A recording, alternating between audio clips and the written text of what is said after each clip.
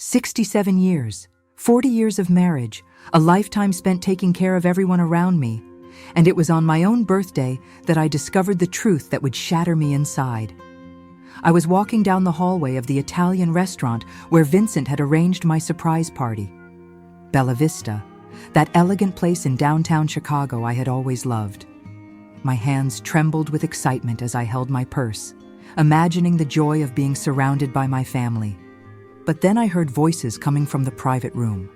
My husband's deep voice, my daughter Crystal's sharp tone, and a third voice I knew far too well, Jasmine Hart, Vincent's business partner. I froze before stepping in. Something in their tone made me stop cold. "Are the papers ready?" Crystal's voice sounded anxious, almost desperate. "The lawyer said he needs her signature this week." "Everything's in motion," Vincent replied with a coldness I didn't recognize. "Once she signs the final power of attorney, we can start the process. She's too old to manage so much property on her own anyway." My heart raced. Property? What property? "And what about Heritage Gardens?" Jasmine asked. "Is the spot guaranteed?" Heritage Gardens. The luxury nursing home on the outskirts of the city. The place we'd drive past sometimes, and Vincent would comment, "What a waste of money, right, Dorothy? Putting people in a place like that." "Guaranteed," Crystal laughed. A laugh I had never heard from my own daughter. "Mom's going to love it. Activities, people her own age.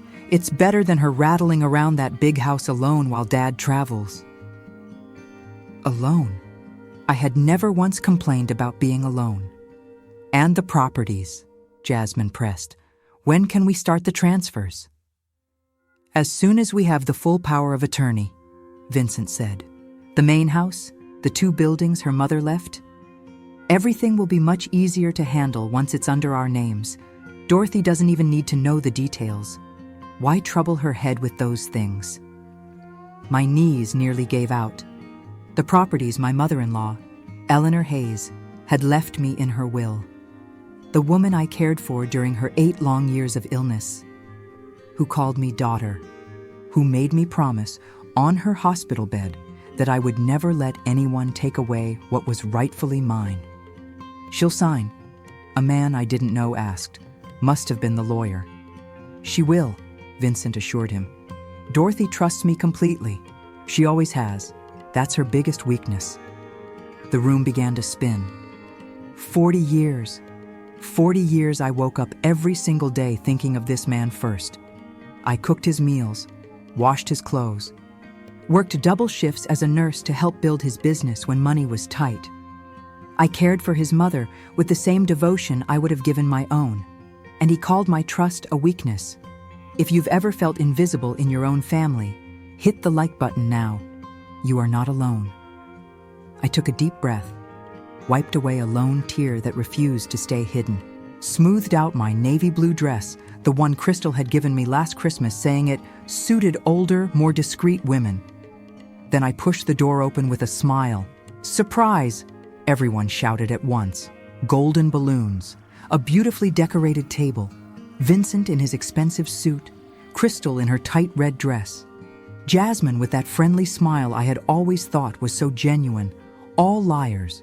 "Oh, my dears," I exclaimed, placing a hand on my chest as if I were truly surprised. "You shouldn't have." Vincent hugged me, that embrace I knew so well, but for the first time in 40 years, it felt as cold as ice. "Happy birthday, my love," he whispered in my ear. 67 years, and more beautiful every day. Older every day, you mean? Closer every day to being discarded. "Mom, are you okay?" Crystal asked, looking at me with false concern. "You look a little pale." "I'm perfect, darling." I smiled, just touched by all this love. I sat at the head of the table as they sang Happy Birthday. I looked at every face around me, my husband, my daughter, the woman I thought was just his colleague, the lawyer I didn't know, sitting quietly in the corner. Every one of them knew something I supposedly wasn't meant to know. I blew out the candles with a silent wish. It wasn't for more years of life. It wasn't for health or happiness. It was for justice. Because what they didn't know, what none of them ever imagined, was that old nurse Dorothy Hayes had spent 40 years paying attention to the smallest details. Caring for patients teaches you one thing: always watch what people do when they think no one's looking. And I had seen plenty, more than they ever imagined. Vincent poured champagne for everyone, raised his glass with that charming smile that had won me over decades ago. "To Dorothy," he toasted, "the strongest woman I know. Strong enough to be used, strong enough to carry all of you on my back." "To Mom," Crystal chimed in, "who always put family first, until family decided to put me last." I clinked my glass against theirs with a serene smile, sipped the champagne slowly, savoring every drop, because I knew something they didn't. This wouldn't just be another birthday party. It would be the beginning of their end, and the rebirth of my life. But before I tell you what I did that night, you need to understand where I came from. You need to hear about the 40 years that led me to that moment, about the sacrifices, about the signs, about everything I ignored in the name of love. Because sometimes, dear friend, we have to look back to understand how we ended up where we are. And what I saw when I looked back broke my heart, but it also gave me the strength I needed to fight. I met Vincent Hayes on a summer afternoon in 1985. I was 27 years old and working the night shift at Cook County Hospital. He walked into the ER with his father, who had just suffered a heart attack. Tall, broad-shouldered, with eyes that seemed to carry the weight of the world. I cared for Mr. Hayes that night as if he were my own father. Vincent stayed at the bedside, watching my every move. Every time I checked his father's vitals, every gentle word I offered to the terrified man on the gurney. "You're different from the other nurses," Vincent told me when I brought him coffee at 3 a.m. "I can tell you actually care." Caring has always been my curse and my blessing. 6 months later, we were married in a simple ceremony at the 47th Street Baptist Church. My mother cried, saying it was too soon. She was right about so many things. Vincent had a small consulting business that barely paid the bills. "I just need time," he would say. "One day it's going to take off, Dorothy. You'll see." So I worked. Double shifts, holidays, weekends. My feet hurt so much I could hardly stand at the end of the day. But I smiled, because I believed we were building our future, our dream. Crystal was born a year after the wedding. A beautiful baby girl with brown eyes and perfect curls. I held her in my arms between shifts, singing the lullabies my grandmother used to sing to me. "You work too much," Vincent would say, but he never offered solutions. He never said, "Stay home, I'll take care of us," because we needed my paycheck. We always did. When Crystal was 3, Vincent's mother, Eleanor, had her first stroke. The right side of her body paralyzed, her speech slurred, her dignity shattered. "I can't put her in a nursing home," Vincent cried that night. "She raised me alone after my father died. I can't abandon her now." Of course not. So I took care of her. 8 years, my dear. 8 years I woke up at 5 a.m. to bathe Eleanor before work, changed her diapers, fed her spoon by spoon, stretched her stiff limbs, trying to bring back some movement.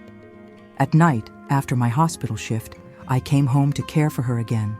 I read to her, talked to her, me speaking, her trying to answer with whatever sounds she could form. We grew close in a way few mothers-in-law and daughters-in-law ever do.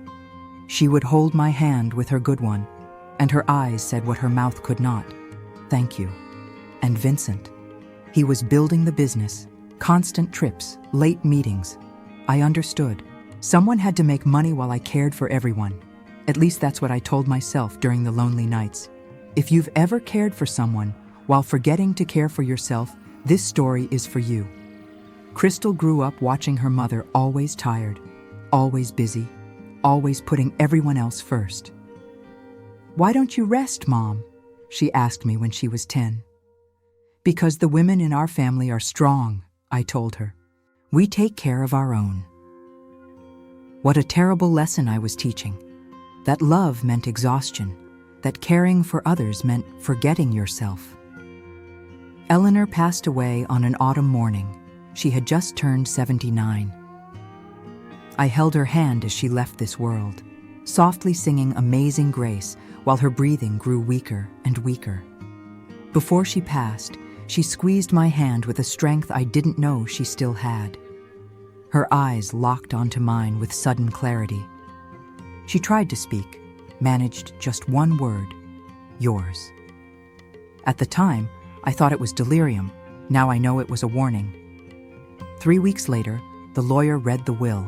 Eleanor had left everything to me, not to Vincent, to me. The house we lived in, 2 rental properties in good Chicago neighborhoods, $450,000 in savings. She knew you'd take good care of it all, the lawyer explained. She said you were the daughter she never had. Vincent was silent on the way home. I thought it was grief, mourning his mother. Now I know it was resentment. It's too much responsibility for you, he said that night. Let me help you manage it. You already work so hard. And foolish me, I thanked him for wanting to ease my burden. I signed papers he brought home. Powers of attorney, just to make things easier. Documents the accountant needed. I trusted him. 40 years of trust, built brick by brick. The years went by. Crystal graduated from Northwestern University, met a man, got engaged, broke it off, then another and another. She could never make up her mind about anything. She's just like I was, Vincent said, a dreamer. She needs to find her way. At 38, Crystal was still finding her way while I paid her rent, and Jasmine, she showed up 3 years ago. The new business partner, Vincent announced, brilliant. She's going to help us expand. She came to dinners, helped me in the kitchen, gave me gardening tips. I liked her. God forgive me. I truly liked her. Now, sitting in that restaurant after hearing the truth, I looked back at all those years and saw a pattern I had refused to see. Vincent's constant trips, the documents he asked me to sign without reading carefully, the way Crystal always asked about my plans for the future, Jasmine becoming more and more present in our lives.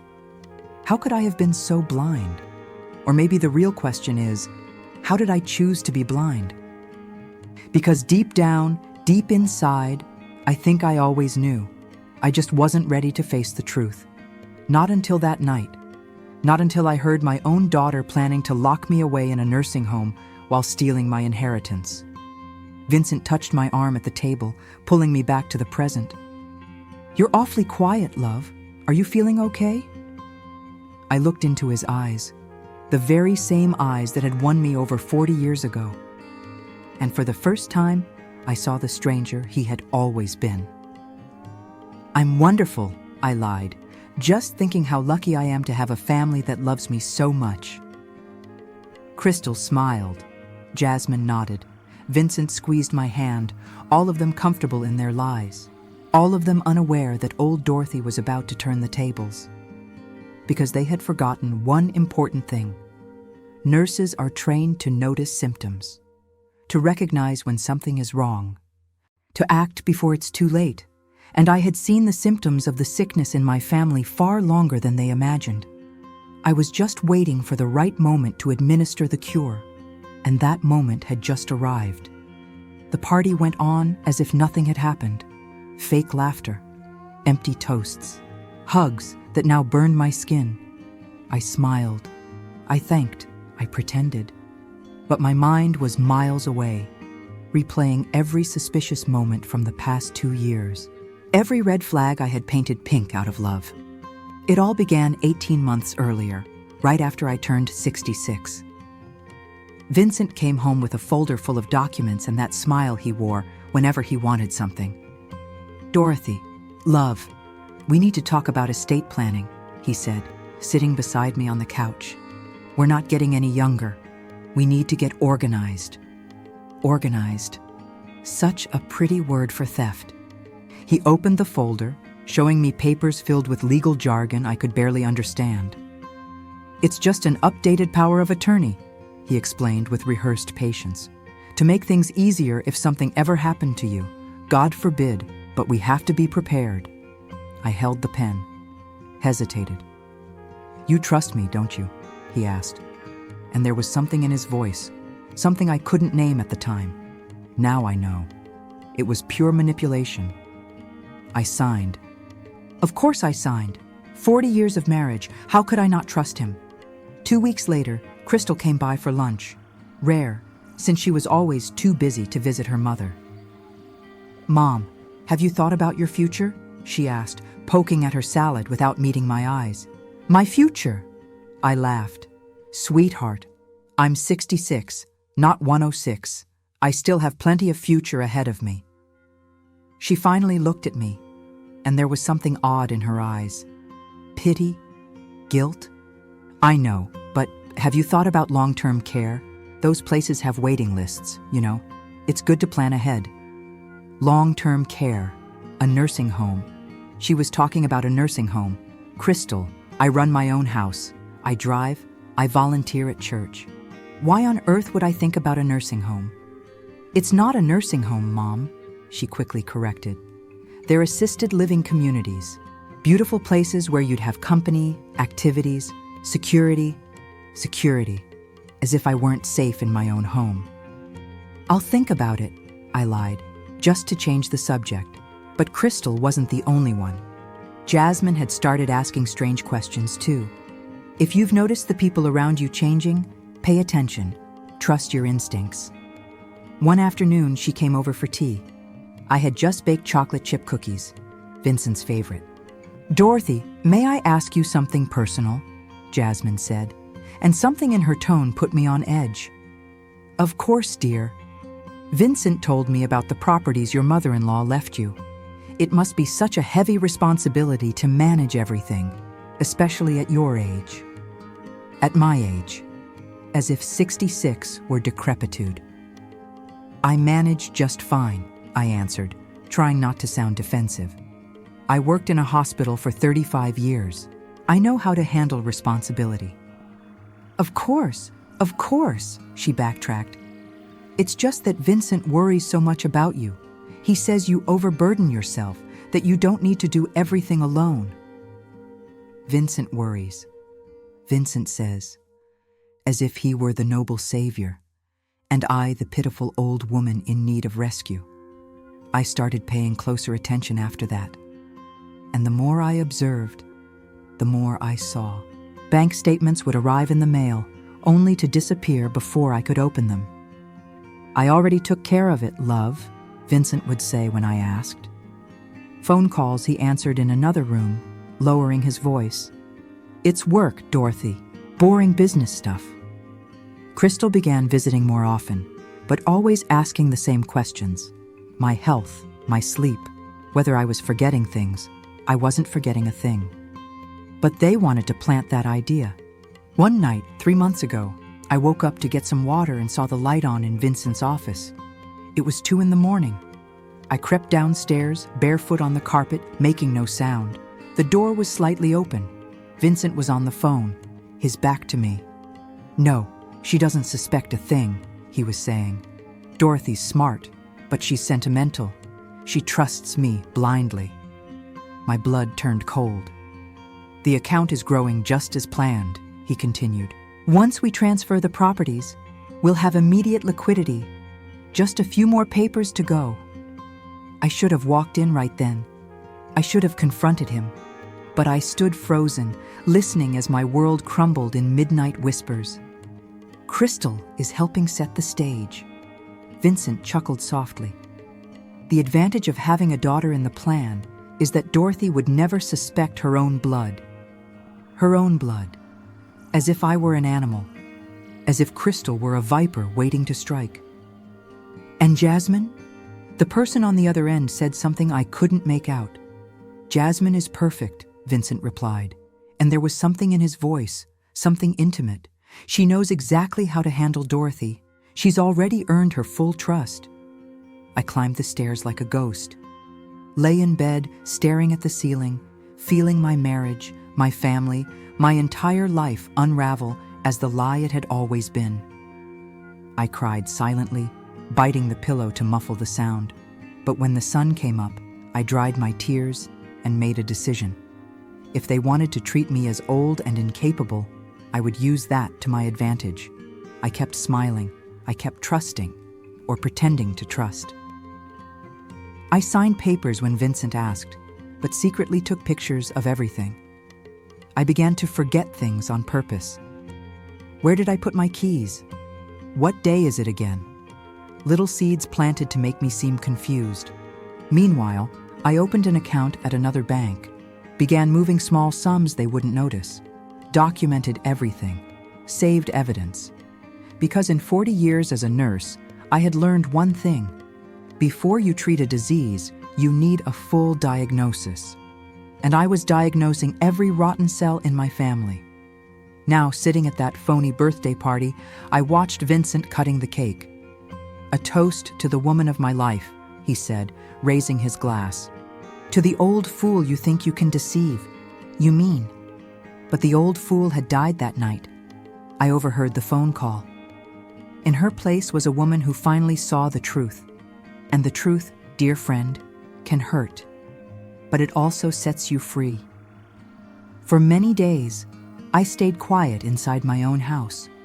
I spoke as usual, cooked dinner, smiled when I was expected to smile. But inside, my mind was like a clock with racing hands. Every tick a reminder that something was terribly wrong. When everyone slept, I'd turn on the dim desk lamp, open my old hospital files, and dive into the documents I'd uncovered. That's how my secret investigation began. I had worked over 30 years in hospital administration. That experience, what many dismissed as nothing but numbers and bureaucracy, had now become my silent weapon.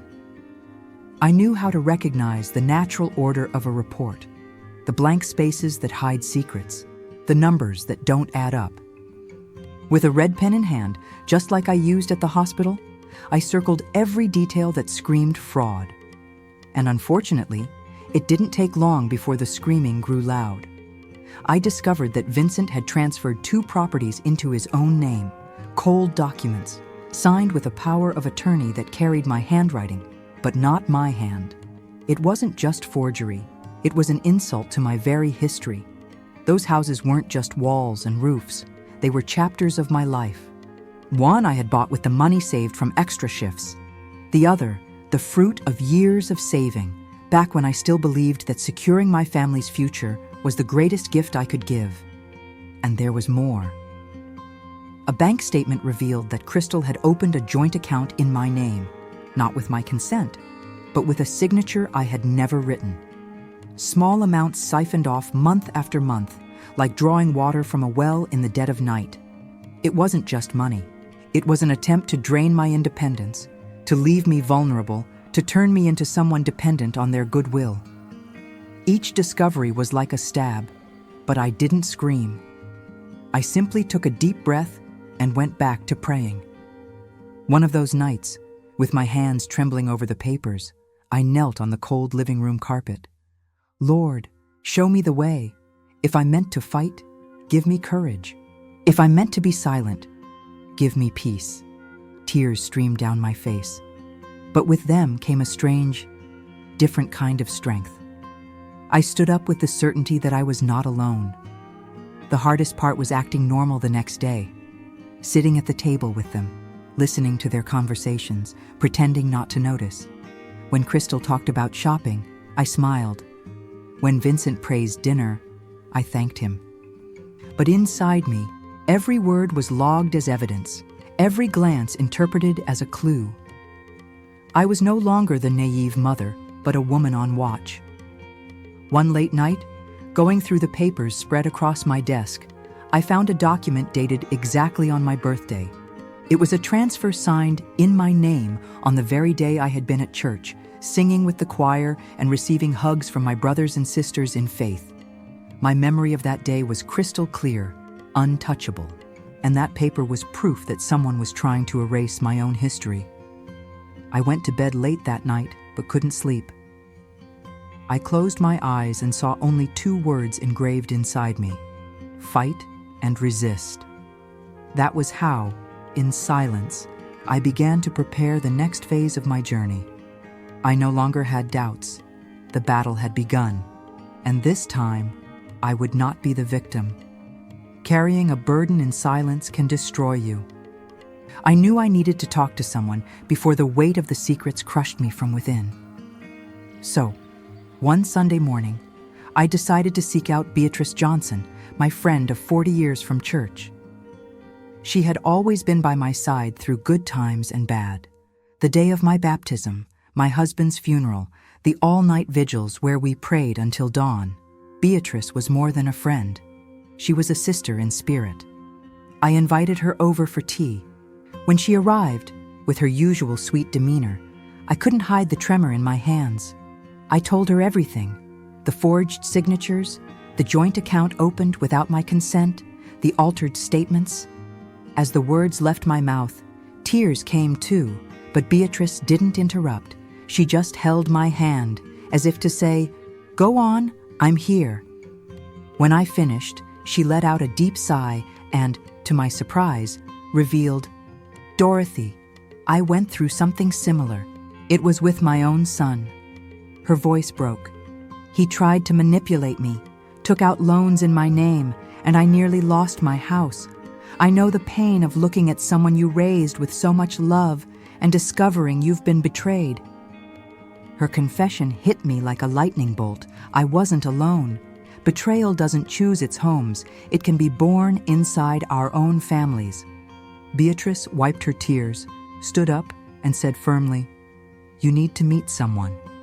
That's how she introduced me to attorney Maria Santos, a woman known for defending seniors in cases of fraud and financial abuse. I confess, at first I was afraid. Lawsuits, courts, expensive lawyers.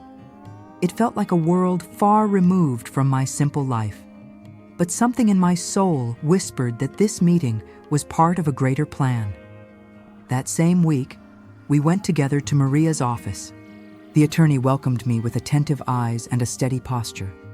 She asked me to show the documents I'd gathered. I spread out everything I'd managed to collect: statements, copies of records, notes.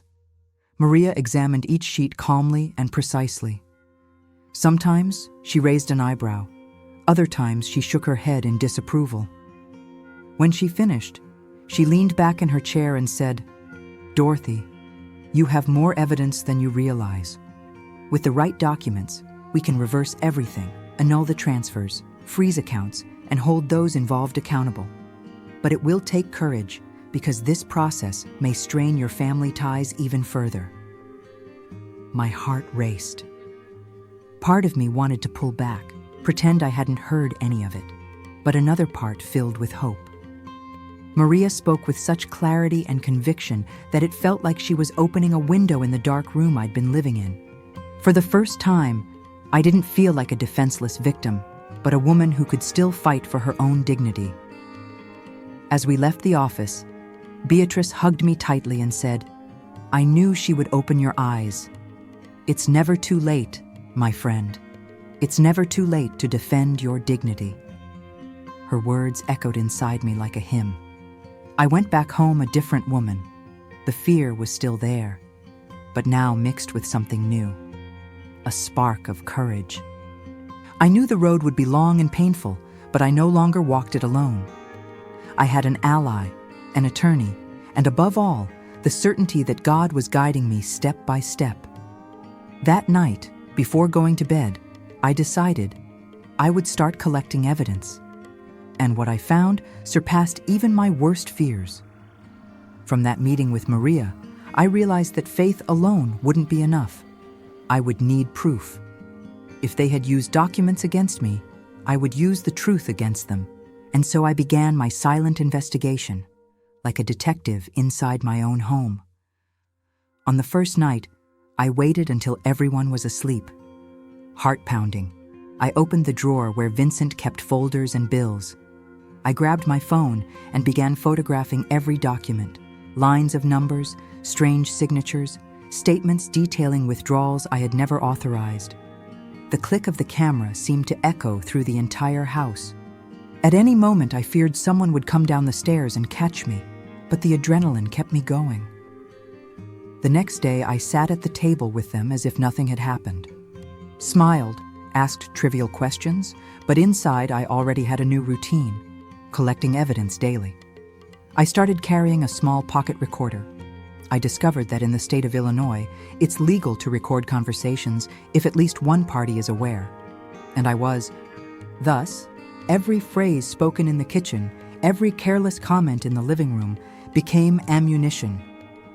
One Monday afternoon, I went to the bank with my IDs. Calm but firm, I asked them to check all accounts opened in my name. The teller looked at the computer screen and frowned. "You have 3 accounts here, ma'am." My stomach turned. I only knew of one. The other 2, opened with my forged signature, showed frequent transactions, transfers to names I'd never heard. I left with official copies. It felt like walking out of an operating room with a harsh but finally clear diagnosis. At home, the investigation entered a new chapter. The shared computer in the office, used by everyone, hid more than innocent spreadsheets. Digging through folders and emails, I found messages exchanged between Vincent and Crystal. The content was devastating. They discussed amounts, deadlines, even mentioned real estate contacts. My heart clenched when I read one line. "As soon as Mom is institutionalized, we sell the house. I already have a buyer interested." My legs nearly gave out. Institutionalized. That's how they saw me. Not as a mother, a living and lucid woman, but as someone about to be discarded. I kept reading, my eyes blurred with tears, until I reached the sentence that shattered what little remained intact inside me. It was an email written by my own daughter. Crystal, the one I carried in my womb, nursed at my breast, rocked through nights of fever. It read, "Mom has lived long enough. Now it's our turn." I closed my eyes, holding the paper to my chest as if trying to stop it from piercing me completely. The weight of those words wasn't only legal, it was spiritual.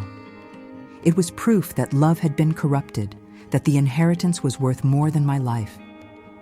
That night, I knelt by my bed, my body weary, but my soul on high alert.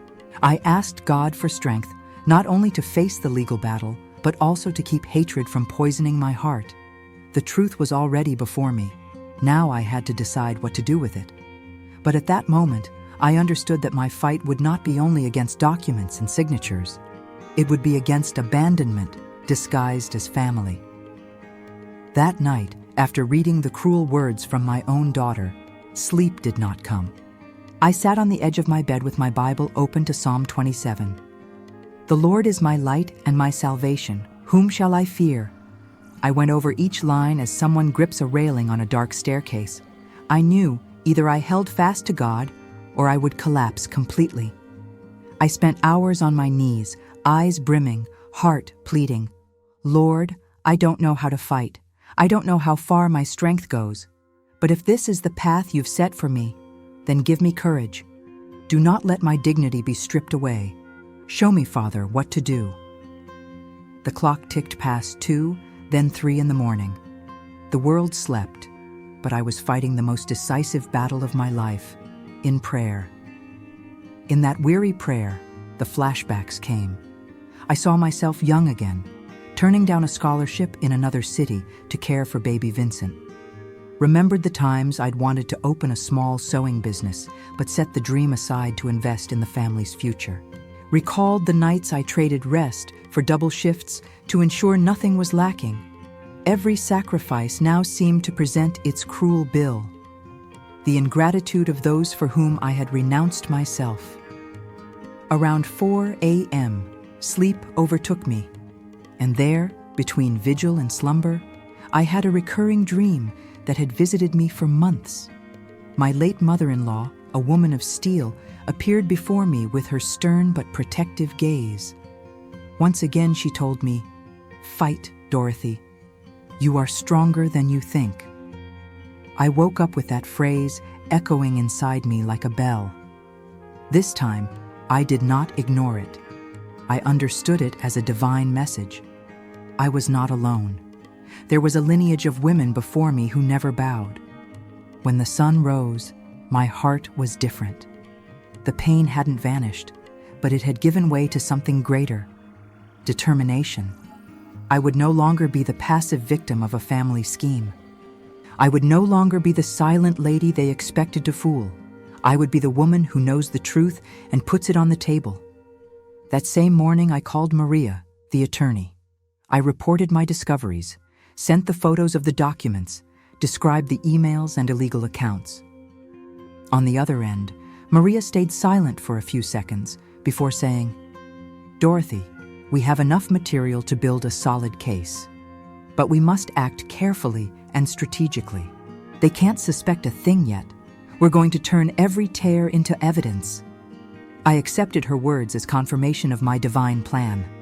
I realized God didn't want me to just survive this storm, but to emerge transformed.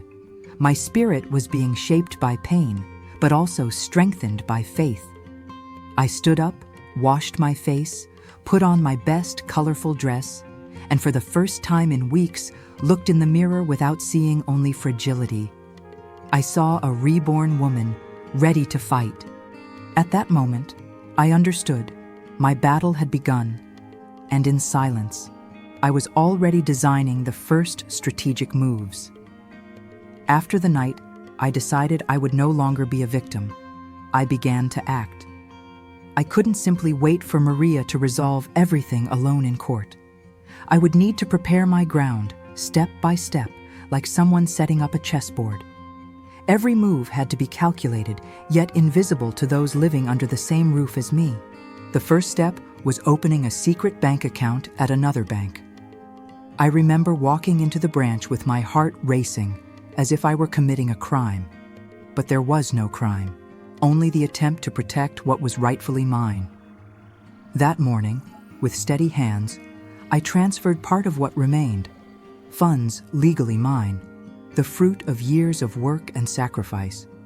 When I saw the balance under my name, untouched by them, I felt a strange peace. It was like reclaiming a piece of my freedom. Days later, guided by Maria, I filed a formal complaint for document fraud. It wasn't easy to face the officer at the station, hand over the copies, sign statements. But every stamp on paper was like a brick laid in a protective wall around me. I was no longer a helpless old woman. I was a citizen demanding justice. I knew, however, that documents wouldn't be enough. So I began gathering witnesses. I went to my neighbors, discreetly explained what was happening. Many had noticed suspicious activity, strange deliveries, luxury cars stopping in front of my house, even muffled arguments coming from the garage. Friends from church also offered their support.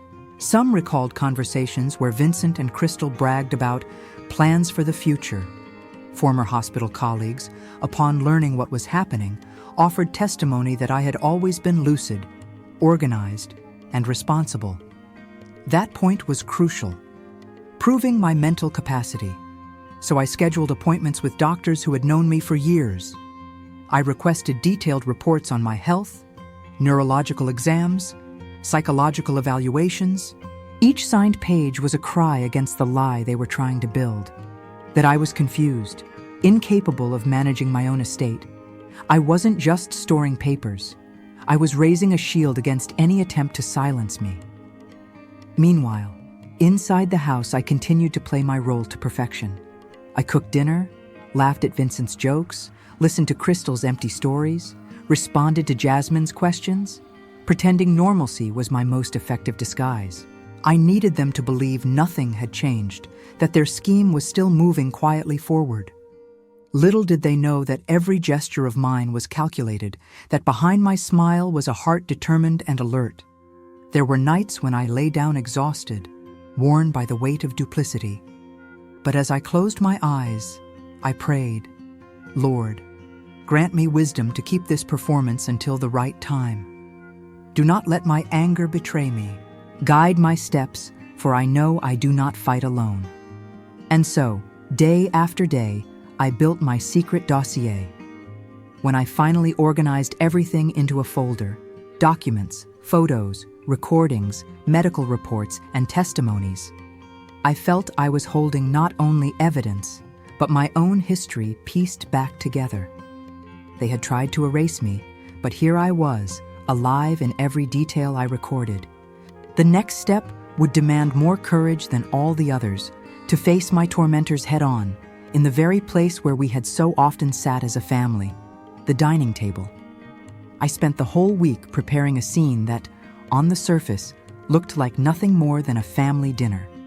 Inside, though, it was the stage for a truth I could no longer contain. I chose the old linen tablecloth, my mother's, reserved for special occasions, set out the porcelain plates saved for important guests, and lit simple, lightly scented candles. I wanted everything to look welcoming, familiar, almost nostalgic. I wanted them to feel safe. And above all, I wanted to remind myself of who I was before the wounds. A woman who received, nurtured, and honored her home. I sent the invitation message early that morning. Special dinner tonight at 7 p.m. I want everyone here. Vincent, Crystal, and Jasmine. No explanation, just a smiling emoji. The replies came quickly, but cold, like people accepting an obligation. I stayed calm. I spent the day cooking slowly, tasting the seasoning, adjusting details, just as I always had. Each repeated gesture gave me back a little of the strength I needed. At 6:55 p.m., the doorbell rang. Vincent walked in first, strong cologne, heavy steps that always tried to dominate the space. Behind him, Crystal, impeccable, in a dress that seemed to beg for applause. Last came Jasmine, silent, eyes downcast, carrying the same small purse she took everywhere. Brief hugs, kisses brushing the cheek without touching the soul. I led them to the table, served lemonade, made small talk about the weather. It was a perfect theater. Cordiality on the surface, tension underneath, like a river hidden below. Dinner unfolded without incident. I spoke about recipes, about a neighbor who had become a grandmother, about the new hymn the choir was rehearsing. Vincent pretended interest. Crystal typed nothing into her phone. Jasmine asked for salt. Their shoulders carried a hardness, an unease no one dared name. I breathed deeply and, in silence, prayed, "Lord, give me wisdom." The main dish looked beautiful: roast chicken with herbs, golden potatoes, sautéed vegetables. Their compliments came in fragments, as if chewing was easier than speaking. When the platter was cleared and replaced with an apple pie that filled the room with fragrance, I knew the moment had come. I served the slices, offered coffee, and broke the silence with my smile. Then, as if mentioning something trivial, I dropped the first drop. "I've been organizing my documents." The sentence hung in the air like a distant bell. Vincent set down his fork, the blade catching the light. Crystal's eyes darted upward, calculating. Jasmine clutched her purse tighter on her lap. I stirred my coffee slowly, as if the spoon marked a rhythm only I could hear. "You've been very busy, Mother," Vincent said, forcing a lightness. "That's good. Keeps the mind active." "Yes, Dorothy, organization is everything," Crystal added, her smile stretched too wide. "We can help you with that, if you'd like." I sipped my coffee and answered gently, "Oh, my loves, don't worry, I know myself. And when I organize, I discover very interesting things." The word interesting echoed. Vincent's gaze flicked toward Jasmine, who pretended not to notice. Crystal straightened her back. A few crumbs from her pie fell off her fork, like confetti out of place. Their faces began to betray what their mouths were trying to hold back. I remained at the center of the calm, anchored in a certainty that required no shouting. "What kind of things?" Vincent dared, now without a smile. "Household things, son," I replied. "Bank things, courthouse things, mail. Things a mother who doesn't like surprises tends to notice." The candle flames flickered, as if the air had grown heavier. I stood naturally, walked over to the sideboard where pitchers and napkins rested, aligning what was already aligned, just to give my words time to settle. I returned to the table slowly, folding my hands in my lap, You know, I continued, when you organize papers, you find dates, signatures, numbers, and numbers tell stories. Some very beautiful, others very curious. Crystal cleared her throat, trying to sound helpful. If it's too much, I can go over it with you later. I've got experience with those processes. I don't doubt it, I answered sweetly. But for now, I prefer to continue alone. I'm doing just fine. The silence cracked. The wall clock, never before so loud, struck 7 random beats. My heart was steady in my chest, like a drum setting a march. This was not a moment to accuse or to cry. It was a moment to sow, and I sowed. Anyway, I concluded, dabbing the corner of my lips with a napkin, I just wanted to say that in organizing my documents, I found clues. And when a woman finds clues in her own house, she follows them. It's intuition and faith. No one replied. The pie cooled on their plates. The candles burned lower. I smiled faintly and changed the subject. I asked about work, about health, about church. They answered out of reflex, but their eyes stayed fixed on the word I hadn't dared to speak, evidence. And so we ended dessert, me with my coffee and the serenity of someone holding an ocean within, them with sweet mouths and dry throats. At the door, I said goodbye with brief hugs. Before leaving, Vincent tried to probe.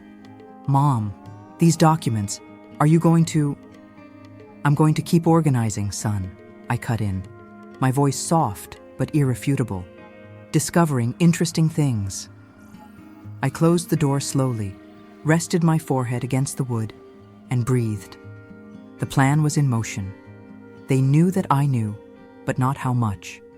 And sometimes, what we don't say weighs more than any scream. Suspense. I hadn't revealed anything yet. Only what was necessary to awaken the right kind of fear at the right time. The rest was saved for the next move. That week, I decided there would be no more rehearsals. The first dinner had been only a prelude, a whisper of wind before the storm. Now it was time to lay the cards on the table, literally. I spent nights arranging every piece of evidence into folders, checking if the copies were clear, if the dates matched, if nothing could be challenged. Each sheet represented a thread sewn behind my back. I would tear that fabric of lies before their eyes. I set another meeting, once again under the pretense of a family dinner. I prepared the same welcoming scene, but inside me there was iron and fire. I served food, talked of banalities, kept up the calm theater. I waited for the right moment. The table cleared, only coffee cups and dessert plates still stained with pie. Then I reached for the envelope beside my chair and placed it in the center of the table. The dry thud of paper hitting wood made them all turn at once. Vincent raised his eyebrows, Crystal adjusted her hair, Jasmine lowered her eyes even further. I folded my hands in my lap and announced, "Inside here are copies of everything I found, forged signatures, illegal transfers, accounts opened in my name." Vincent moved first. He grabbed the envelope with hurried fingers, spread the pages, his eyes racing nervously across the lines.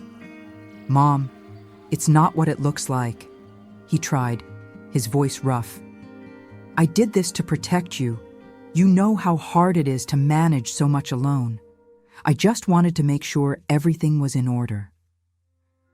Crystal, sensing his weakness, joined the play with easy tears I knew too well.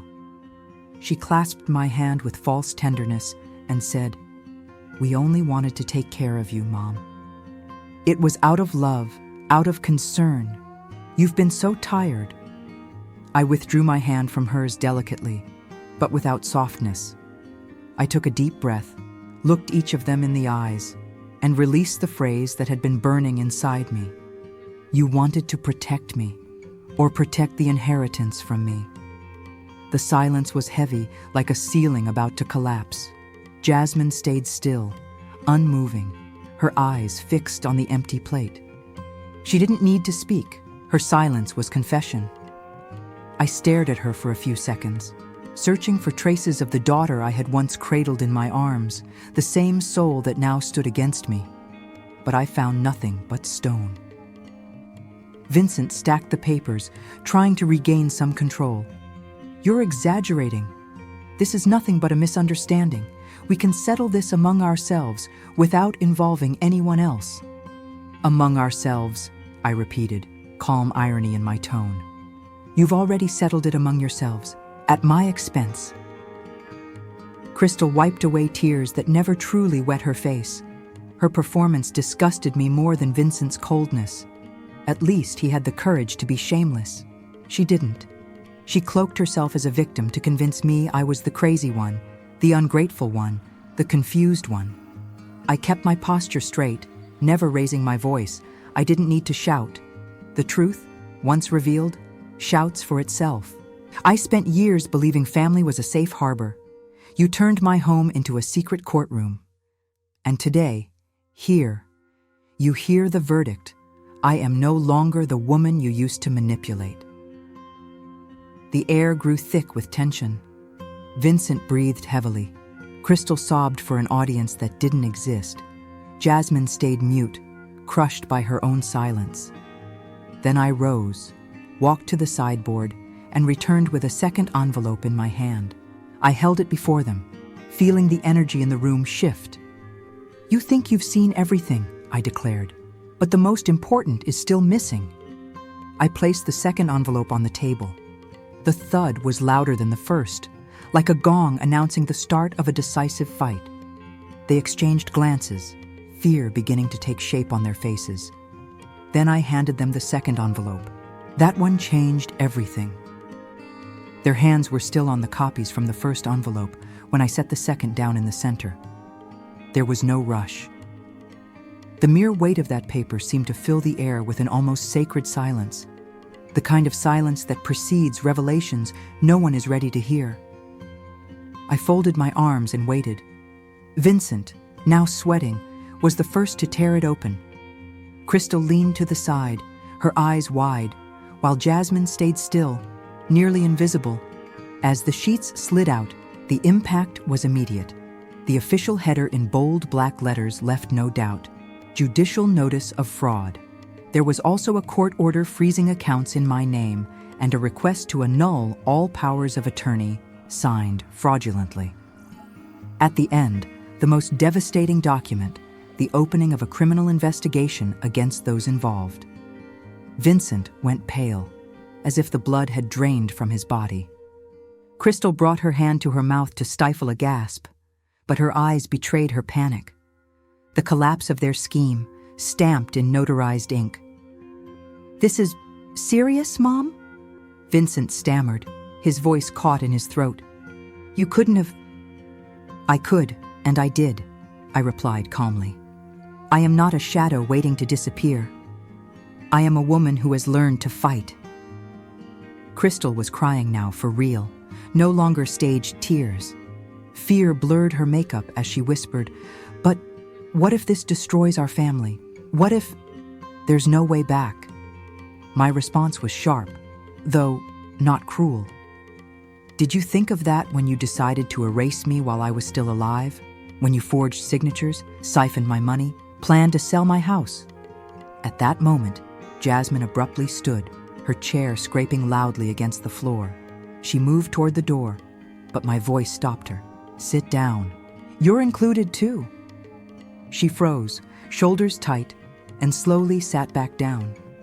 Vincent glared at her with restrained fury, as if urging her to stay silent. But no silence could cover what was about to surface. I reached into my purse once more and pulled out a small recorder. I set it on the table between the still warm coffee cups. The metallic click echoed. "In the last few weeks," I explained, my voice firm, "I recorded every conversation. Every word you said about me, about my estate, about your plans. Everything is saved. Everything has already been given to my lawyer and the authorities." Vincent's eyes widened. Crystal choked on her own sobs. Jasmine finally lifted her gaze, realizing there was no escape. You believed I was confused, fragile, incapable, but you underestimated the woman I still am. You underestimated my faith. The weight of silence fell again on the room, but this time, it wasn't suspense. It was condemnation. They were naked before the truth, and I, who had always been the mother ready to forgive, was now also the guardian of my own dignity. The tension was palpable, but the true collapse hadn't begun yet. It would come soon, when each mask fell before my eyes. For a moment, no one breathed. The second envelope, the stamps, the recorder, everything lay on the table like an altar where truth now demanded sacrifice. Vincent was the first to break the silence, his voice low, his pride wounded. "Mom, let's talk. You know I always handled everything. We can renegotiate. I'll return the properties to your name, undo the accounts. No need to involve police or judges. We're family. We're family." The phrase scraped across my memory like rusted iron. I drew a deep breath. "If family were enough, I wouldn't need court notices," I replied. "You had every chance to tell me the truth. You chose to erase me instead." He stretched out his hands, palms open, as if expecting the past to serve as absolution. "I was under pressure. It all got too big. It was for your own good, to protect you." Before I could answer, Crystal exploded. Her voice cut through the room like a plate hurled against the wall. "Stop pretending, Vincent! She's old and confused, always has been. If it weren't for us, this house would have been chaos by now." I stayed seated, hands folded in my lap. Inside me, an old flame lit up, not of hatred, but of clarity. Old, yes. Confused, never. My voice came out calm, firm, ringing in the air like a bell. And what's on this table proves it. Crystal laughed bitterly, running a hand through her hair to hold her mask in place, but her fingers trembled. "Oh, of course. Now St. Dorothy has become a lawyer. You've always been weak, always needed someone to guide your steps." "Today, the one guiding me is God," I shot back. "And he is not confused." Vincent's face darkened. He leaned toward his sister, teeth clenched. "Shut up, Crystal. You're only making it worse." "Me? Making it worse?" she snapped, finger pointed. "You're the one who brought Jasmine into this mess." The word Jasmine sliced the air like a blade. My head turned slowly to the young woman who had been shrinking in her chair. Her purse clutched against her chest, looked like a life vest in a raging sea. "What does she mean?" I asked, my voice never rising. Jasmine bit her lip, looked at Vincent, who turned away. Then, with a broken sigh, she said what I both feared and needed to hear. I've been with Vincent for many years." The ground seemed to shift beneath my feet. Not from jealousy, there was no room for that kind of pain, but from the collapse of the last bridge. The lie wasn't just about money, documents, inheritance. The lie was an entire house built on sand, and now the tide was rising. Vincent slammed the table. The cup rattled. "Are you insane? Why would you say that?" "Because there's nothing left to hide," Jasmine replied, her voice small but resolute. "She knows everything. I won't carry this guilt alone." Crystal laughed bitterly, a sharp, sour sound. "Alone? You've never carried anything alone, Jasmine. You got an apartment, trips, gifts, and now you want part of what's mine." "Of what was never yours," I corrected. "None of this belongs to you." The room turned into an arena. Accusations sparked between them like wires short-circuiting. "You promised you'd include me in the will!" Crystal shouted at Vincent. "And you promised you'd have Mom committed for precaution," he fired back. "That was your plan." "My idea was to protect the family assets." Crystal spat the word family like poison. "But you just wanted to play secret husband to Jasmine." Jasmine cried now, without makeup to hold back the tears. I just wanted a place. I watched it all with the strange serenity of someone witnessing a storm from behind a window, knowing trees were falling and roofs were flying outside. But here, inside, the foundations were finally exposed. There was pain, an old, laboring kind of pain, but there was also relief. Truth, even when it burns, heals more honestly than any comfortable lie. I tapped the utensil lightly against my plate. The metallic sound pulled their eyes back to me. Enough. The word came out low, definitive. What could collapse has collapsed. I didn't come to bargain. I came to be free. The lawsuits are in motion, the accounts frozen, the powers of attorney contested. Each of you will answer to the law for what you've done. Vincent tried one last act of theater. He knelt beside me, clutching my hand, eyes moist, the kind that would once have swayed me. Mom, I was wrong. Forgive me. We can fix this. I promise. I slowly withdrew my hand. Forgiveness isn't a shortcut to impunity. Forgiveness is a path, and mine begins with boundaries. Crystal, stripped of her stage, hurled the last stone. You'll die alone, Dorothy. I looked at her with a tenderness that surprised even me. Better alone with dignity than accompanied without respect. The silence that followed wasn't empty. It was clarity. I rose, gathered the envelopes, put the recorder back in my bag. I felt the weight lifting from my shoulders, as if years of submission were spilling onto the floor and disappearing through the cracks. Yes, it hurt. It hurt to look at those three, children of my womb and of my choices, and realize I hadn't lost them now. I had lost them little by little, the day ambition walked through the door and, too busy loving, I failed to notice it had taken a seat at the table. I embraced myself from within. You may go. I pointed to the door with the serenity of someone returning to herself. From today on, this house is no longer a stage for abuse. It is a place of peace.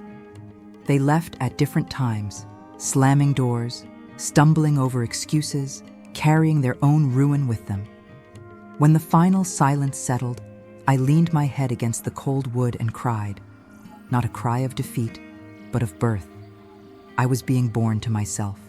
Deep in my chest, a gentle certainty. I am free.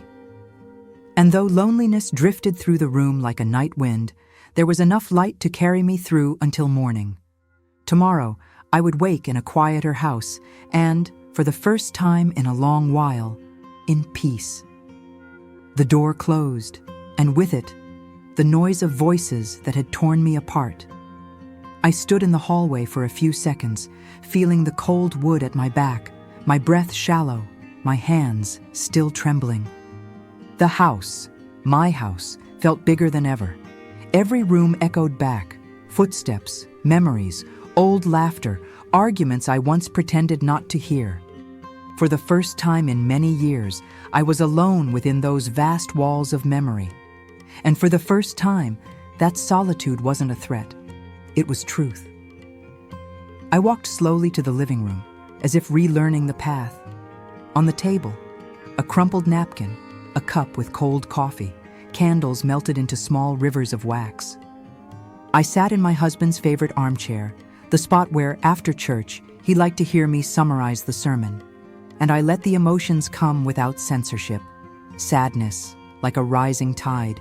Anger, like a brief lightning strike. Relief, like the breeze moving through curtains to cool my face. I was a body of mixed waters, currents crossing, clashing, and then calming. I picked up the Bible, opened it at random, and landed on Isaiah 41:10. Fear not, for I am with you. Be not dismayed, for I am your God. I read it aloud to hear the strength of the promise. Then I rested my chin on my knuckles and prayed, not with polished words, but with the raw truth of a tired woman.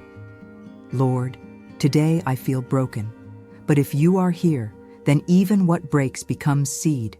Hold me, teach me, don't let me harden. The tears came gently, like rain washing dust from a sidewalk.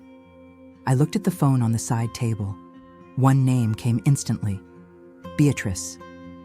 I dialed. When she answered, all it took was my hello for her to understand. "I'm coming," she said. "No questions." I hung up and watched the door, waiting for dawn to arrive in human form. Meanwhile, the house breathed with me. I gathered plates, folded the linen cloth, extinguished the candles. Small rituals of the ordinary, returning order to what conflict had disarranged. Beatrice arrived with a large coat and a cloth bag. She brought chamomile tea, a soft scarf, and the embrace of someone who knows the weight of nameless things. There were no speeches. She laid me down on the couch, covered my shoulders, stroked my hair lightly, as if I were a child again. "Cry," she whispered. "Cry it all out." And I did. I cried for what they had done to me, for what I had allowed, for what I hadn't seen, for what would never return. I cried for the dream of a perfect family that never existed, for the silence I used as cement in the walls, for the fear of being alone. Later, she pulled out her phone and began typing. I didn't need to ask. Soon, the church group was already mobilizing. Messages arrived like lanterns being lit. "We're praying. If you need, I'll sleep there. I'll bring soup tomorrow. I can come early to go with you to the bank." The pastor sent a short, steady, tender voice note. "Daughter, God saw you today. Heaven's justice is never late." I pressed the phone to my chest. It wasn't the family I had planned. It was the family God had given me. The night advanced on quiet feet. Between sips of tea, Beatrice and I prayed in low voices. We didn't ask for punishment. We asked for protection for the heart. "Lord, deliver us from the bitterness that corrodes and grant us that peace which does not depend on circumstances." Sometimes the tears returned. Sometimes I laughed at myself. Clean laughter that surfaces after shipwreck, when you discover you can still float. We spoke of small things, too. The garden that needed pruning, the old hymn that begged to be sung, the cornmeal cake she promised to bake on Saturday. By 3 a.m, Beatrice had fallen asleep in the armchair. I stayed awake, feeling something rearrange inside me. Freedom is a scandalous word when you've spent a lifetime asking permission just to exist. And yet, there it was, sitting with me, sharing silence and horizon. I rose, went to the window, the empty street, the timid moon, a distant dog. I touched the frame with my fingertips and whispered thanks without sound. "Thank you for giving me back to myself." Dawn came quietly, opening the eyes of the house in tones of beige and gold. Light hit the sideboard and made the second envelope glint faintly, now put away. I went to the kitchen, brewed fresh coffee, placed 2 cups on a tray. I woke Beatrice with a gentle touch on the shoulder. "Good morning," I said. "It's a day to begin." She smiled, her face wrinkled with sleep and loyalty. "It's a day to begin," she echoed, a confirmation. At the table, I wrote a list of tasks. Call the lawyer, set aside clothes for donation, phone 2 sisters from church, water the plants, simple plans, stitches of a new beginning. As I listed them, I felt the house change its breathing, from tension to relief, from fear to care. It wasn't euphoria, it was peace. A peace that doesn't deny pain, but refuses to live inside it. Before folding the paper, I wrote at the bottom, so I wouldn't forget. Better alone with dignity than accompanied without respect. I read it aloud, as if sealing an old vow with new ink. Beatrice whispered, "Amen," at once, and that amen seemed to bless the walls, the doors, my heart. I put on a light dress, pinned up my hair, dabbed on discreet lipstick, not to hide anything, but to honor what remained. I opened the windows, let the air in, invited the birds to cut the sky with song. For the first time in a long time, I didn't rush to fix anyone else. I fixed myself. Bed made, dishes washed, soul rinsed clean. As the sun rose higher, I understood without fanfare. I had lost a family the night before, but I had found myself. And with God, you are never truly alone. What collapsed had freed space. What hurt had revealed roots. What remained was enough to go on.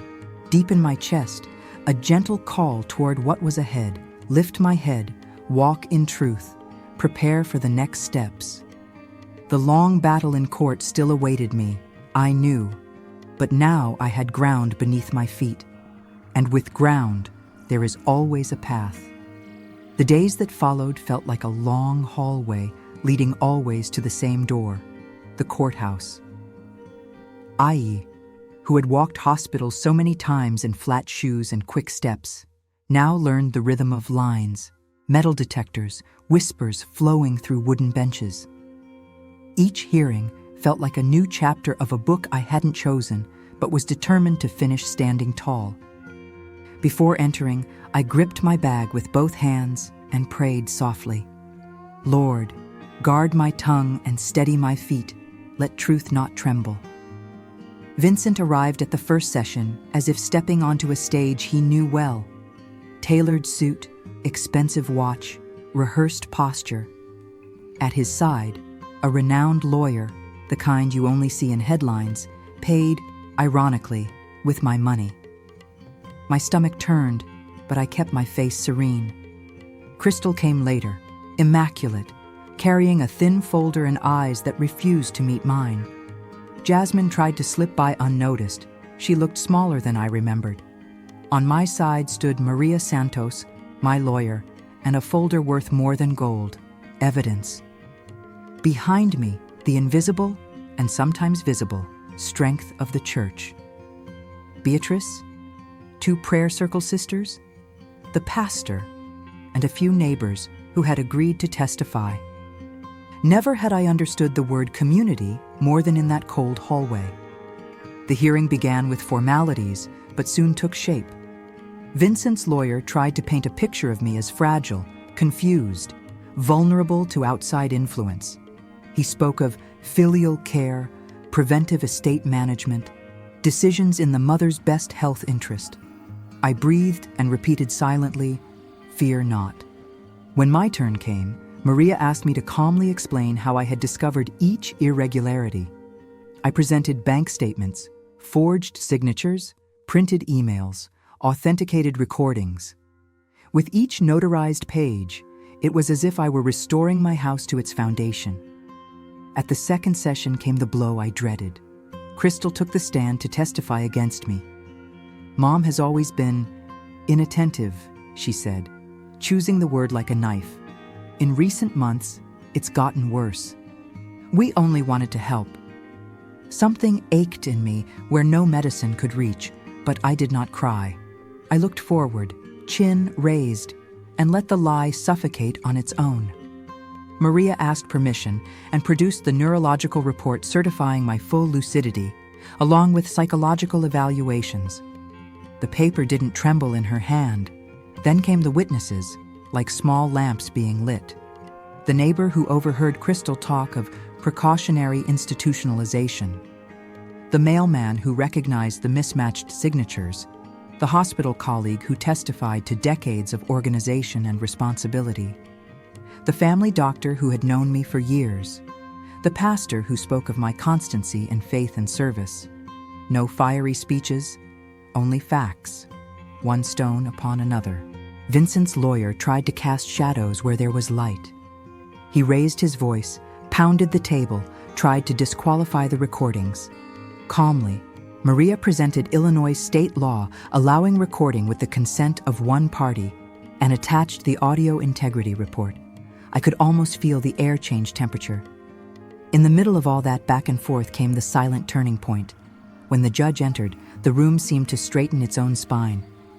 An older black woman, firm stride, eyes that had seen storms. She smiled at no one, but respected everyone. While the lawyers alternated, she read, underlined, asked short questions. At one moment, she stared at Vincent for several long seconds, not with theatrical harshness, but with the kind of attention that disarms. I saw empathy there, not only for me, but for the truth. "Mrs. Dorothy," she said, addressing me, "can you explain, in your own words, why you decided to come to court?" I straightened my posture and let my heart speak simply. "Because I love my family, Your Honor, and love does not mix with lies. I worked my whole life so no one would go without. I don't want revenge. I want my dignity back. And I want other women my age to know it's possible to stand up." The judge's pen paused for a second. She nodded, wrote something down. Vincent's lawyer rolled his eyes, but this time the room did not move with him. By the end of that afternoon, the documentary evidence had formed a body impossible to ignore. Expert analysis showed clear discrepancies in the signatures. The transfers were dated to my birthday and church services, where half the congregation could place me. The accounts opened without my knowledge were linked to payments for the expensive lawyer. And the emails spoke for themselves. "As soon as she's institutionalized, we'll sell the house."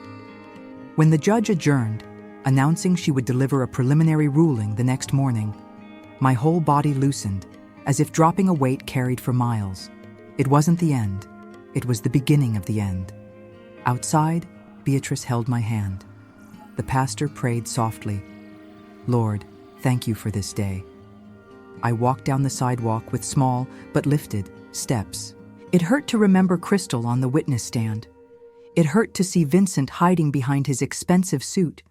It hurt to admit Jasmine sat shrinking in the bench like a guilty shadow. But beneath the pain was new ground. Courtrooms are not places of comfort, I learned. They are places of weight and measure. And that day, the scales began to align.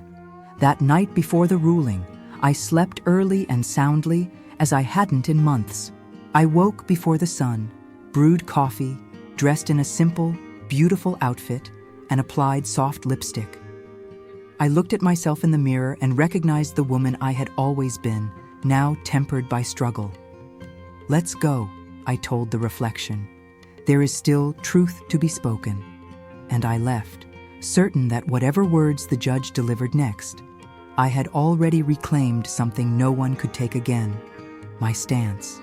On the second day of hearings, the courthouse felt heavier than ever.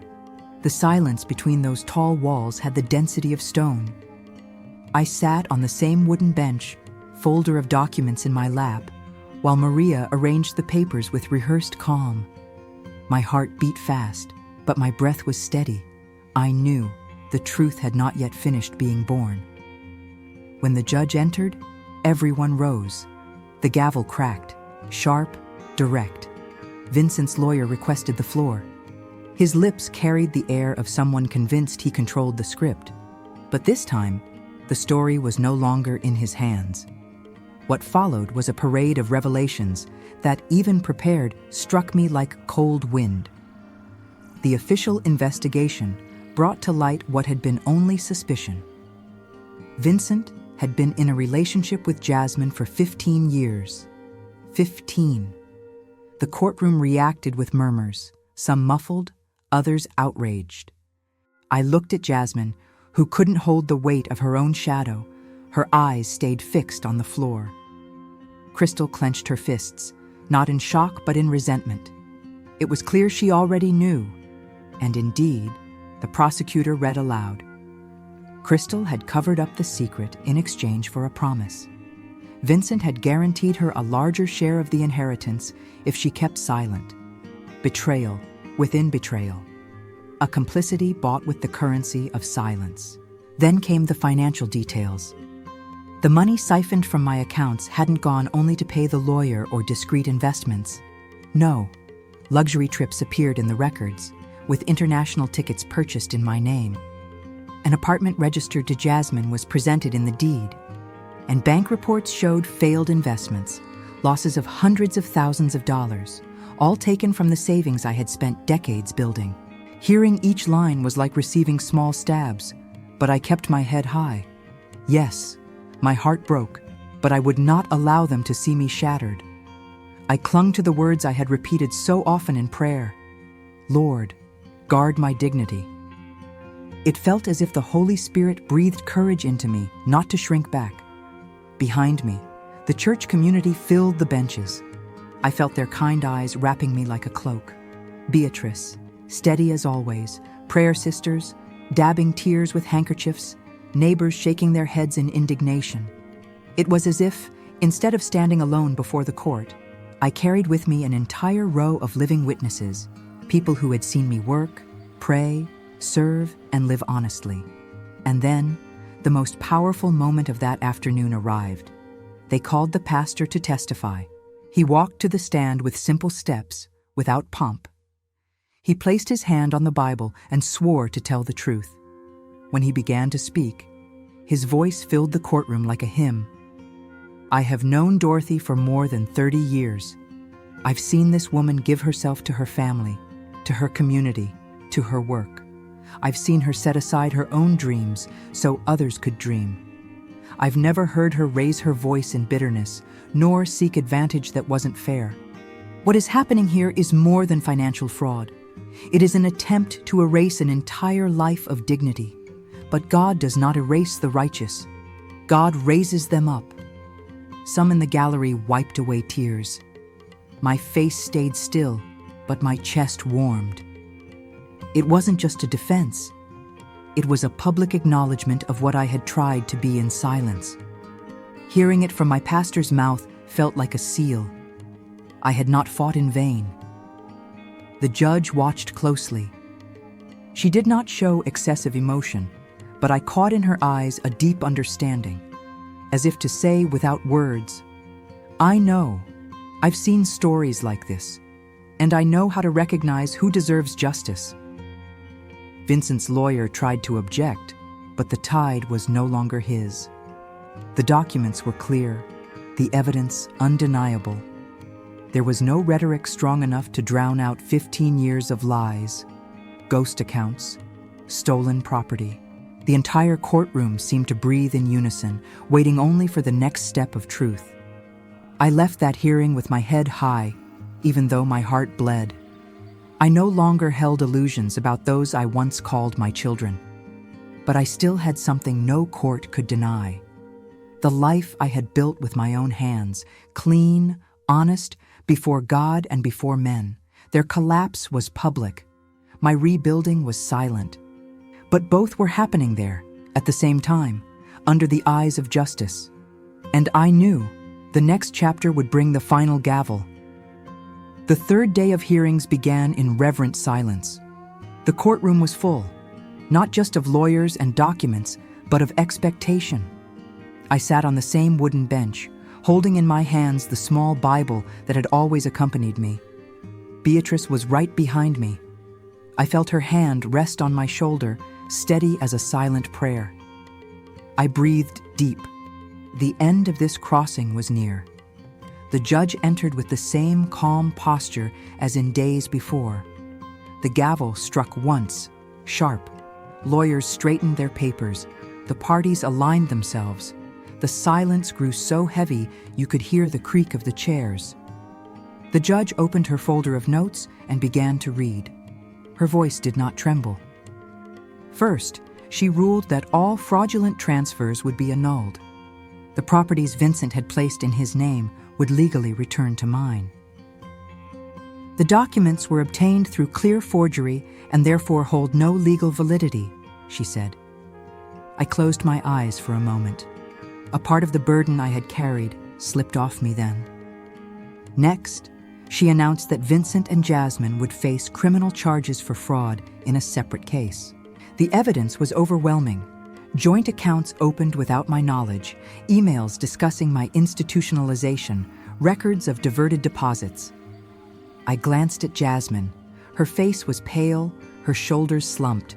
There was no longer any way to deny what stood before everyone. As for Crystal, the sentence was harsh, loss of her inheritance rights, upheld by the indignity clause. The judge explained that no child who attacks the property or the life of a parent can inherit their estate. Crystal let out a loud sob, covering her face with her hands. I looked at her with sadness, but without regret. Her choices had written this fate. The courtroom remained silent as the judge issued a restraining order. Vincent was forbidden to approach me or my home. At last, an invisible fence was set in place, not only to protect my body, but my peace. Finally came what no one expected. The ruling included damages for pain and suffering, in recognition of the psychological harm, the violation of trust, and the financial risk I had endured. When I heard that, a knot rose in my throat. It wasn't about money. It was the public acknowledgement that I had not been wrong, that my pain had a name and weight.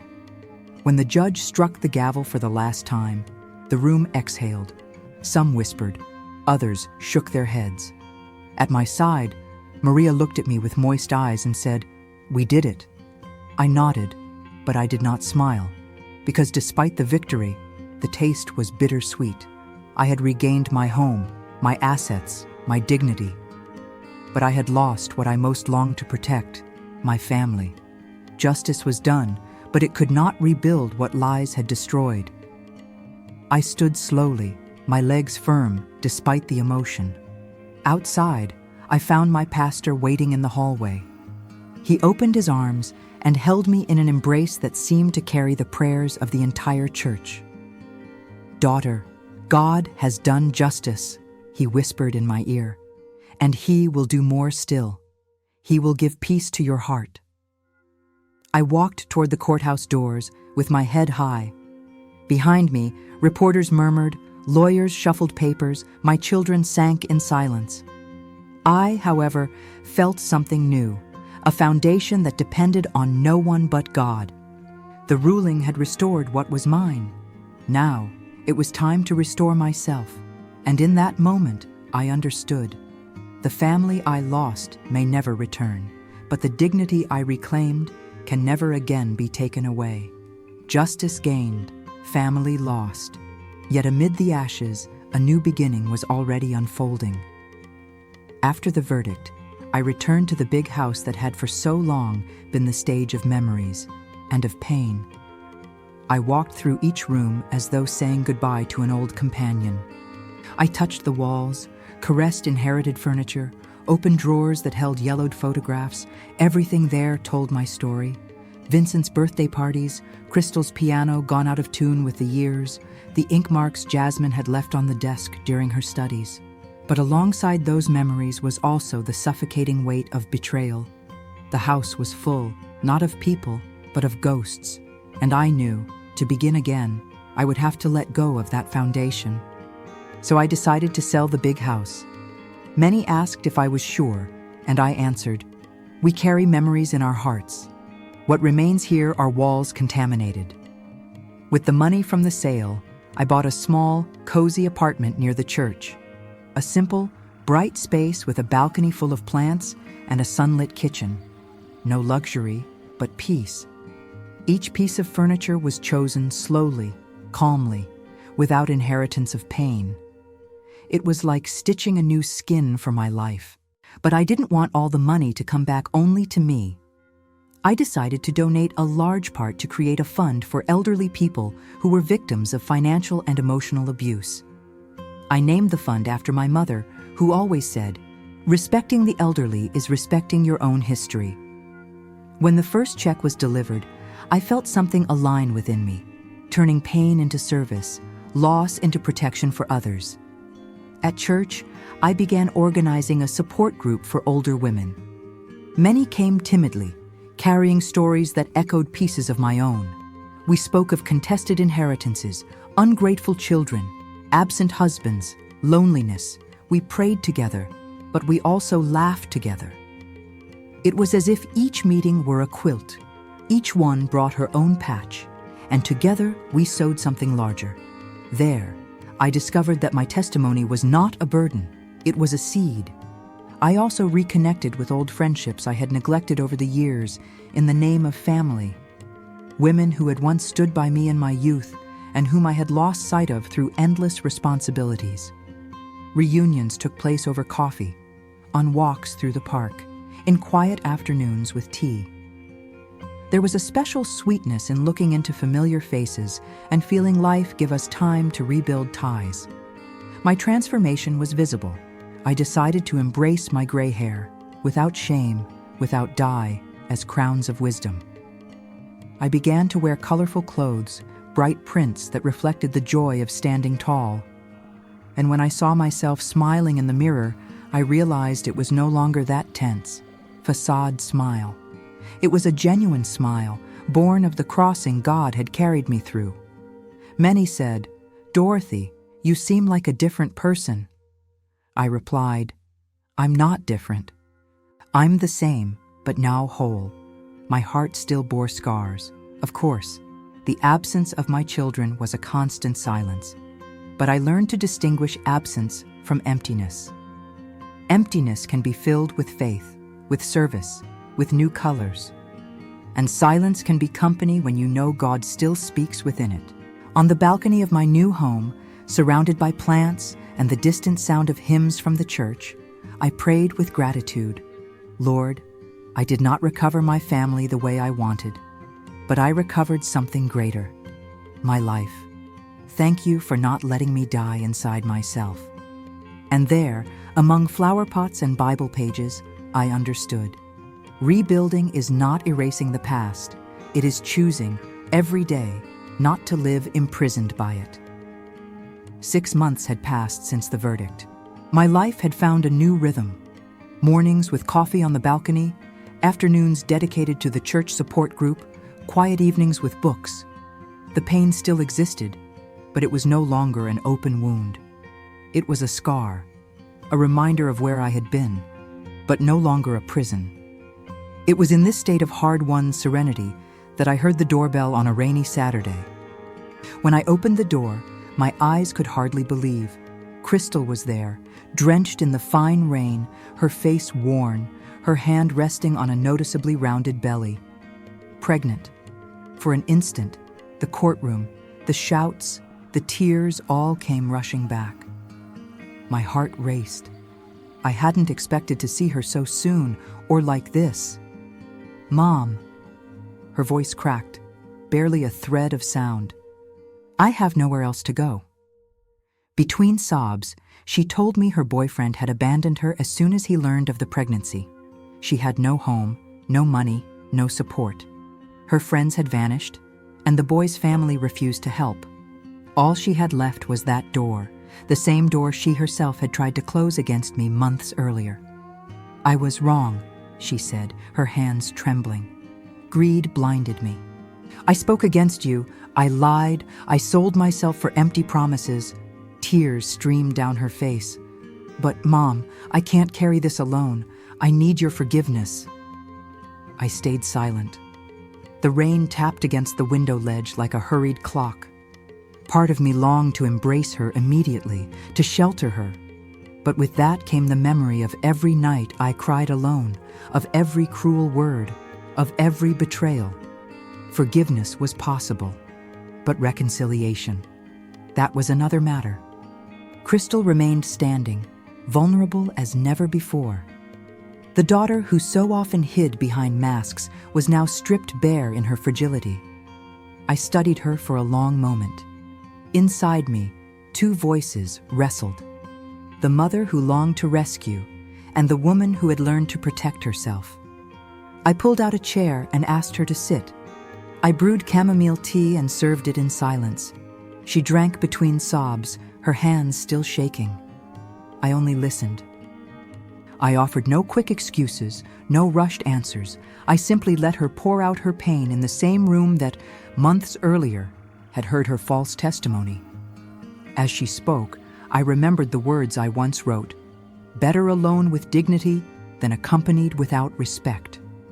Now, however, life was asking me, does dignity exclude compassion, or can I offer one without surrendering the other? I looked at Crystal. Her rounded belly revealed a new life, innocent, blameless. The child could not pay for the sins of the adults. I took a deep breath and said, "I forgive you, Crystal, but we need to understand something. Forgiveness does not mean everything goes back to how it was before." She looked at me, surprised, perhaps expecting rejection or an immediate embrace. What she found was a painful, necessary middle ground. I can help you, I continued, but in a different way. You will have the support you need to bring this child into the world. But trust must be rebuilt with time and actions. Crystal nodded, crying even harder. It might not have been the answer she wanted, but it was the answer I could give without betraying myself. That night, after she fell asleep on the sofa, covered with a blanket, I watched her heavy breathing, the kind of breathing of someone carrying more than she could bear. I knelt beside her and prayed silently. Lord, teach me how to balance justice and mercy. Do not let me grow hard, but do not let me grow blind. Show me how to love without losing myself. The dilemma remained. Would this forgiveness open the door to true reconciliation? Or would I need to learn how to love while keeping distance? The next morning after the unexpected visit, I woke before the sun and wrote 3 lines in my notebook that would be my compass. Help without losing myself. Love without becoming confused. Forgive without exposing myself. I knew that if I didn't give concrete form to that decision, old guilt would return to drag me back into the maze. I called the church's social worker, the psychologist who counseled our women's group, and Maria, my lawyer. Within a few hours, I had sketched out a limited support plan for Crystal. 6 months of therapy paid in advance, basic financial assistance for housing and food, covered prenatal medical appointments, and a schedule of follow-ups, no extra cards, no access to my accounts, no house keys.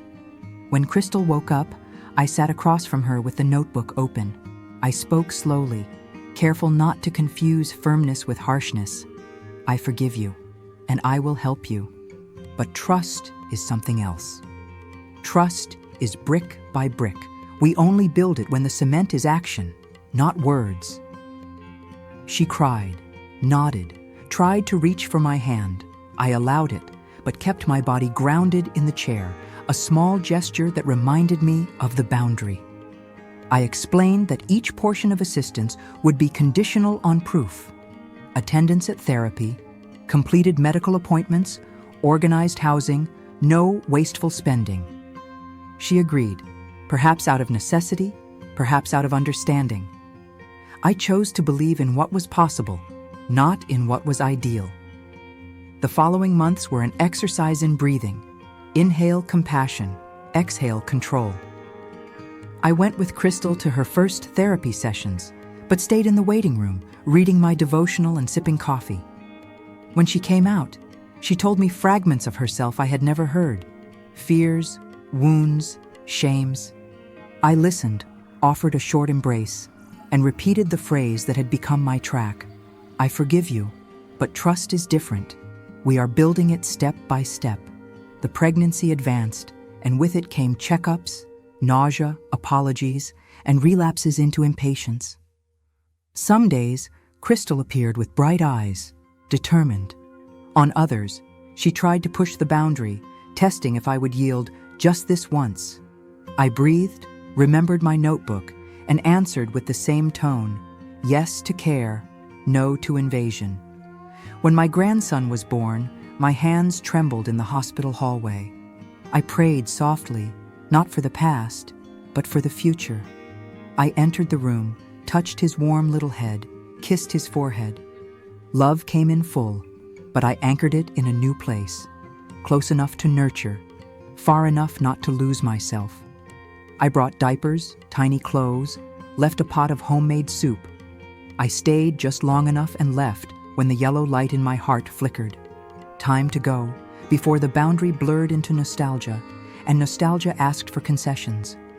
We built a cautious, supervised relationship, scheduled visits, defined hours, no midnight calls demanding rescue. Crystal had the key to her house, not mine. When she needed something, she messaged ahead of time. For my part, I kept Maria copied on delicate communications, not out of theatrical distrust, but for emotional hygiene. Slowly, predictability composed a simple music where before there had only been noise. At church, I spoke without details, but with truth. I am learning to love with boundaries. Other women nodded, eyes brimming. One said, "I thought forgiveness meant forgetting." And I, with the gentle voice of someone who learned through pain, replied, "Forgiveness does not mean forgetting. It means freeing yourself from bitterness." That sentence became soul lexicon. The day Crystal brought the baby to visit, I handed her a handwritten copy. She read it, breathed, and tucked it into her purse. I didn't ask her to repeat it. I only needed that truth to stay close. There were stumbles. A request for borrowed money for something frivolous, a deliberate late arrival to stretch a visit, an attempt to rewrite the story as if justice had never happened. At each misstep, I recalibrated, cut the extra, kept the essential, recalled the contract of care. Did it hurt to say some no's? Yes, but for the first time, each no became a concrete way of saying yes to myself. Over time, I noticed signs of change. Crystal stopped blaming the world and began saying I did. The baby's crib stayed tidy. The therapy schedule kept. Her messages clearer and more respectful. Requests for help became requests, not demands, not perfection, but progress. One Sunday afternoon, after church, I saw Crystal at the door holding her son. She looked at me, waved lightly, and did not rush over. She waited for me to approach. It was a simple gesture, but powerful. She respected my pace. I held my grandson, breathed in the scent of milk and talc, and silently thanked God for the miracle of boundaries. A design that protects, distance that cares, love that does not need to swallow everything to remain love. Before bed, I returned to my notebook and added a fourth line to my compass: hope without naivety. I closed my eyes and gave God the secret mathematics of time. What will heal? What will never be as before? What may yet bloom within the possible? Whether complete reconciliation would ever come, I did not know. But I walked lighter now, because forgiveness had pulled out the thorn of bitterness, and boundaries kept the wound from festering again. And so I would never forget when my heart grew confused. I repeated softly, like sealing a pact before the mirror. Forgiveness does not mean forgetting. It means freeing yourself from bitterness. At 69, when many believe life's doors have already closed, I discovered that mine were just beginning to open. The weight of battles had not vanished, but it had turned into foundation for something greater. Today, I lead a support group of more than 30 women. We gather weekly in the church hall, sit in a circle, share stories, tears, and laughter. Many arrive broken, as I once was, believing there was no way out. Now, they recognize themselves in each other's mirrors and see that dignity has no expiration date. With time and courage, I also realized dreams that had been locked away in drawers for decades. I traveled to Africa, where I danced with women who, even carrying their own pain, celebrated life with drum and song. I walked through Brazil, tasted strong coffee on a simple veranda, and felt my heartbeat in rhythm with the warmth of the people. Each journey was more than tourism. It was living proof that there was still a world within me, and I did not need anyone's permission to discover it. I wrote a book about my experience, not as someone dictating rules, but as someone sharing scars that became maps. When I held the first printed copy, my hands shook. In them, I saw the girl who dreamed, the mother who sacrificed, the woman who almost lost everything, and the survivor who now plants seeds of hope on pages that might reach other weary hands. My story gained another dimension when I began advocating for laws to protect the elderly. I attended public hearings, gave interviews, shared my testimony on community radio. I discovered my pain was not unique, that thousands lived in silent abuse. I raised my voice, not only for myself, but for all those still unable to speak. And perhaps most beautifully, I found myself surrounded by true friends, people not interested in inheritance nor appearances, but in walking alongside me. The table that once hosted charades now fills with honest conversation, freshly baked cake, and impromptu hymns. I discovered that family can be chosen, and life always places around us those who know how to love without bargaining. As for Crystal, our relationship improved, slowly, with limits. Forgiveness was given, but trust is rebuilt in small steps. I see real effort in her. Motherhood has brought humility.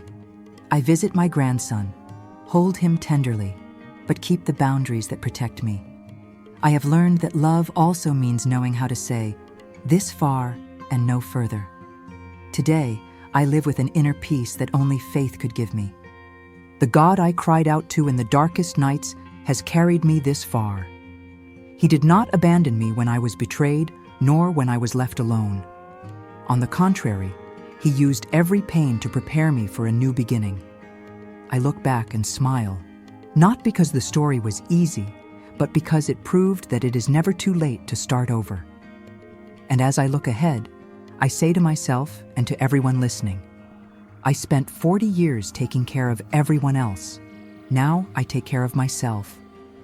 And I've discovered that it's never too late to live with dignity, purpose, and joy.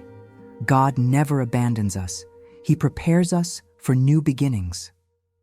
Dear friend, if this story touched your heart as it touched mine, share with me in the comments. Have you ever had to choose between family loyalty and your own dignity? Your words might be the embrace another woman needs today. Leave a like if you believe that every woman, at any age, deserves respect. Subscribe to the channel, because every week there's a new story here. Stories of strong women just like you. And tell me where you're watching from. I love to see how our community reaches across the world. With faith and care, I'll see you tomorrow. You are never alone.